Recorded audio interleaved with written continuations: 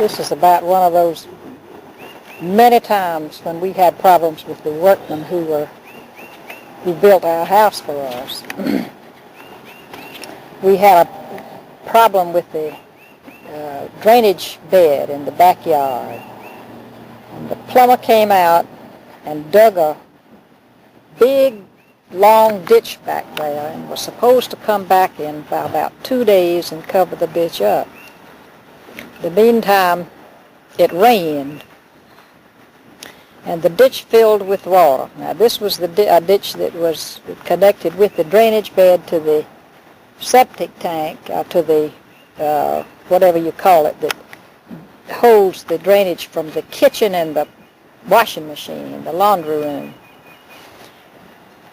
And it stayed out there for about 3 weeks. The ditch did. And the plumber didn't come, and he didn't come, and he didn't come.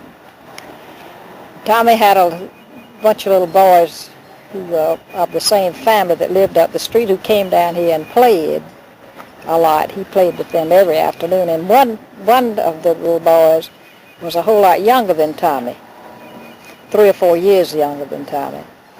And they played out in the backyard, lots of trees. And I, in the meantime, had sort of forgotten about the ditch. And suddenly, one day, Tommy and the other little boys came screaming in the house, and my daughter Susan. And, "Mother, come quick, Bud's falling in the sewer."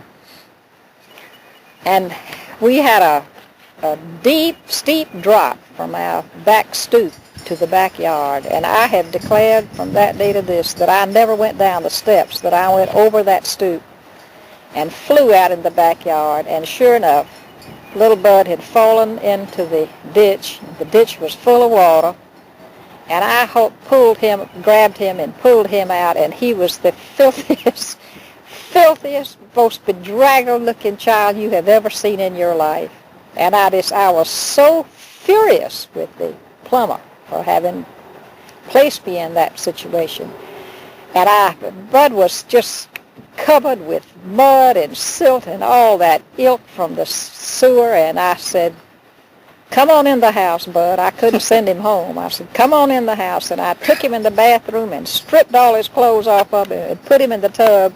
And as soon as I got him in the tub, I went to the telephone and I called the plumber. And I said, "Brady Beck, Bud Davis has just fallen into that sewer in my backyard that you told me several weeks ago you were going to fill up."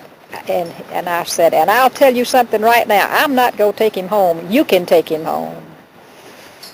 And I had hardly hung up good before Brady Beck was out here. I was in the bathroom, leaning over the tub, scrubbing Bud. Didn't have any clothes to put on him, but I was scrubbing him to try to get him clean, and I looked up, and Brady Beck, who was the plumber, was standing in the door of the bathroom. And I said, "Look at what you did." I said, "Look at this child." I said, "He could have drowned." And I said, "And I'll tell you something else, like what I told you on the phone. I am not taking him home." And I said, "If anybody takes him home, you go take him home, and you go tell his mother what happened to him."